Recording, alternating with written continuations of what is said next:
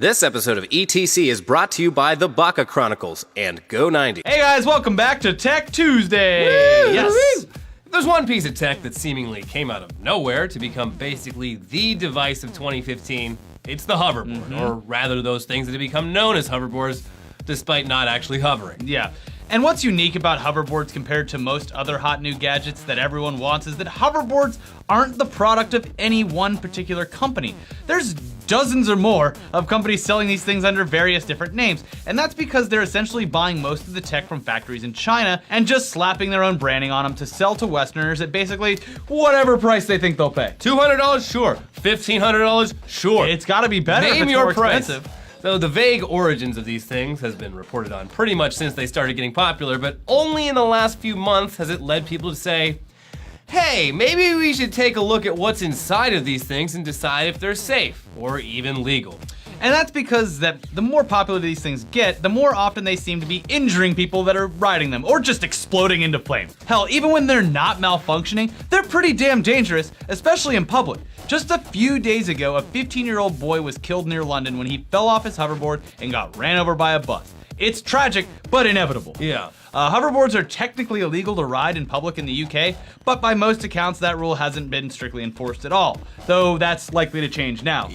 There was that one video where they're just like, hey. Yeah, some cop's just like, haha, how dangerous could it be? Well, no, and he now looks you and know. he's like, it's illegal, but like there was a video, like, and you would think that too until this happened. Yeah. Like, who cares? But now they have a death. They have blood on their hands now. Yeah. Here in the US, there's been multiple examples of these things just randomly catching fire and exploding thanks to their cheap Chinese lithium batteries, including two just in the past week. Yeah. One which caused a house fire, and the other which forced an entire mall to evacuate when some jerk riding around on this thing, it just caught on fire. It's way, way dangerous now, specifically because people are gonna be getting these things for Christmas. Oh, yeah. And there is nothing more flammable than a Christmas tree. It's instant. It's a dirty bomb. Yeah, you're basically just giving your children a bomb. Are we sure ISIS isn't manufacturing these things Yeah. specifically to put under our Christmas When trees? Trump is president, these things are gone. Mainly because they're from China, but also because they kill people. Yeah. Gotta build a wall. Anyways, combine this with all of the other publicized accounts of hoverboard explosions, as well as the fact that these are probably gonna be some of the most sought after Christmas gifts for kids this year. The United States Consumer Product Safety Commission, or CPSC, is now taking a very close look at hoverboards, investigating incidents of fire and injury, and testing various models in a lab in Washington, D.C. Just hit it with a hammer? Magnifying glass and just, I don't know. Sounds like a fun job. Yeah, didn't, what's his name, the guy that owns the Dallas Mavericks, like try to make one of these and Mark patent it? Cuban? Yeah. I think he got all pissed that these got big because he was making one. Oh, wow, Mark Cuban. Yeah, he put sports on the internet. Yeah, so the CPSC has a lot of experience with bad lithium-ion batteries, actually, having previously investigated exploding cell phone and laptop batteries about 10 years ago, and then issuing strict guidelines to manufacturers, which actually did successfully cut down on battery incidents. Elliot, this is big government reaching into our households and telling us what's safe and what's not, though, right? Yeah. Anyways, it's likely they'll do the same here. Yeah, by the way, though, the CPSC Twitter account is a great place to look if you want proof that literally anything in your house can kill you and your children. Yeah. It's all just like recall warnings and just like, well, don't do this, don't do this, you'll die. It's as entertaining as the TSA Instagram account, which just shows all the garbage. Great people try to Instagram bring in. account. Anyways, while they're busy investigating how to make hoverboards less dangerous, the private sector isn't taking any chances. And now both Amazon has stopped selling hoverboards, aside from a few brands that they've said are safe, and Overstock.com has just flat out stopped selling them at all. Yeah.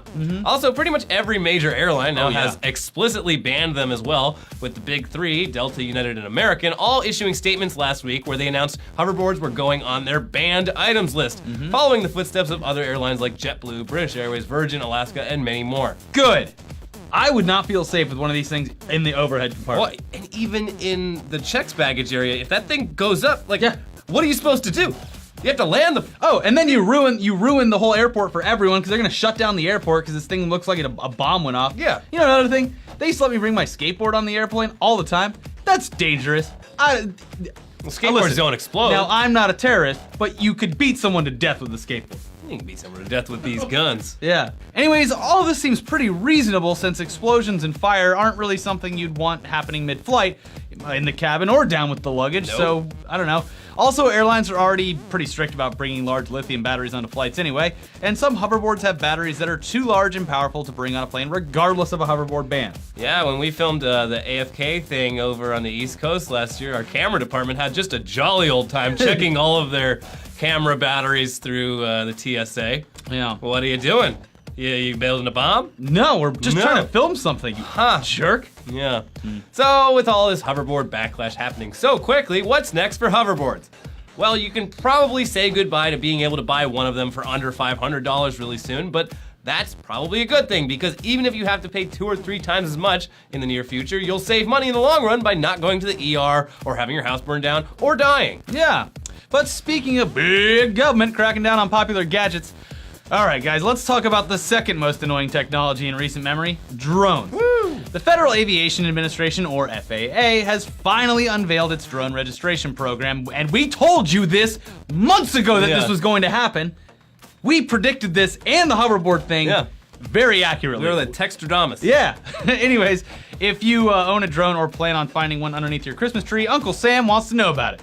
Let's go look at that drone. The reason Uncle Sam a little taste. But anyway, the reason for this is simple. There's just too many drones right now, and it's only a matter of time before some idiot does something tragically stupid with one. There's already plenty of examples of drone operators getting too close to actual airplanes and helicopters, and firefighters now regularly shoot these looky-loo drones down with their hoses when they're supposed to be putting out fires. Oh, and let's not forget about the people who are attaching guns and flamethrowers to these things. Yeah, I just love the thought of a firefighter with a gun taking out looky-loo drones, like every forest fire. They take them out with their hoses. No, you get a gun too and just blast it out from the helicopter. Yeah. Boom. Way easier. Yeah. Anyways, the registration program goes live on December 21st, next Monday, and you'll have until February 19th to sign up. Registering will cost a meager $5, which seems pretty low, but if you do it within the first month, it's free, which is even lower. You'll have to give your name, address, and email address, and you'll get a certificate with a unique ID number, and you'll also need to have that thing written on the drone somewhere, kind of like a license plate for your drone. Yeah. And I'm sure eventually they'll make you put like RFID. Oh yeah, you should be able to IDs scan on them these from things. wherever they are. Yeah. Yeah, I'm like get in early because I would say the registration for these things is gonna go through the roof, especially because it's kind of gonna hurt the like retail consumer market and the people who use these professionally. It's like $5 is like nothing. Yeah. I mean, maybe you can register for professional or like casual use. Who knows? The FAA was estimating that just on Christmas Day alone, 400,000 more of these things are gonna be in the air. That's terrifying. Yeah. That's like an Alfred Hitchcock They're movie. getting too cheap. Yeah. Anyways, if you decide, hey, I don't want the government telling me what to do with my drone, you could face civil penalties of up to $27,500 or criminal penalties up to $250,000 and or 3 years in prison. So maybe just do it. Yeah. Because it's not long before our police take a cue from the Japanese and start sending out these things. Yes, your eyes do not deceive you. That is a drone catching drone. This is amazing. I love this. The Tokyo Police Department got a bit of a wake-up call earlier this year when some protesters used a drone to drop radioactive sand on the roof of the Japanese Prime Minister's office. And now they've unveiled this cute little interceptor drone to not only stop evil drones, but to trap them and prevent them from falling to the ground. So kawaii. yeah, I mean, very cute. if they had guns in Japan like we do, they could just shoot it down with a... Or strap No, a this is gun. actually really safe because it catches it, like, you can't fall. If let's say a drone has, like, a bomb on it. You don't want that thing to fall to the ground. Oh, and if you've ever seen a professional drone up close, you don't want to be anywhere near it. It looks like an instant death it's a sentence. death machine. Yeah, it's crazy. If one of those things fell on you, it would at the very least knock you out. Some of them go up to like 55 pounds. Remember last year when drones were cute and they used it to fly around like a TGI Fridays and have a mistletoe? Cut up that woman's face. though. Yeah, still. That was like this time We've come last a year, long though. year. The biggest drone problem a year ago was a mistletoe drone cutting up a journalist's face in a TGI Fridays. Yeah. And now we've got flamethrowers, we got guns. It's crazy how fast this is evolving. It was like we were just saying about the hoverboard thing. It was like that. Those didn't exist a year ago. Yeah, and then just boom, and now they're already being regulated, and it's insane how quickly that happened. Has technology gone too far? I think so. Yes. Yeah. Yes, it has. Now I'm gonna go strap on my VR headset and sit on a flight for 4 hours while Yeah. everyone looks at me like a weirdo.